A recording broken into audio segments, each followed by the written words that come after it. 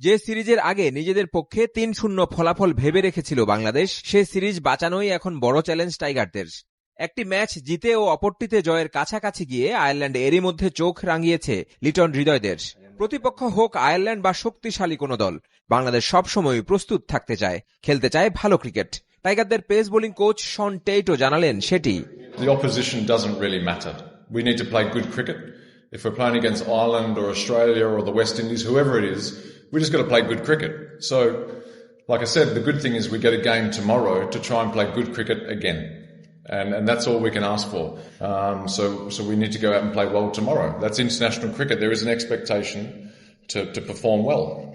2026-এর ফেব্রুয়ারিতে অনুষ্ঠেয় টি-20 বিশ্বকাপের আগে এটি শেষ আন্তর্জাতিক ম্যাচ বাংলাদেশের। বড় মঞ্চের জন্য কতটুকু প্রস্তুত মুস্তাফিজ ইমনরা?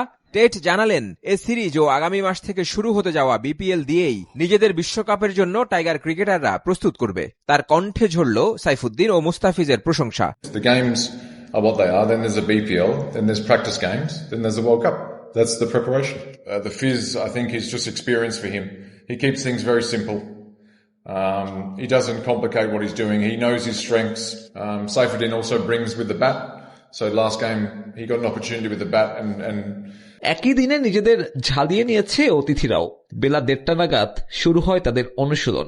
শেষ ম্যাচ হবে দিনের আলোয়, তাই কন্ডিশনের সঙ্গে মানিয়ে নিতে হয়তো এমন প্রচেষ্টা।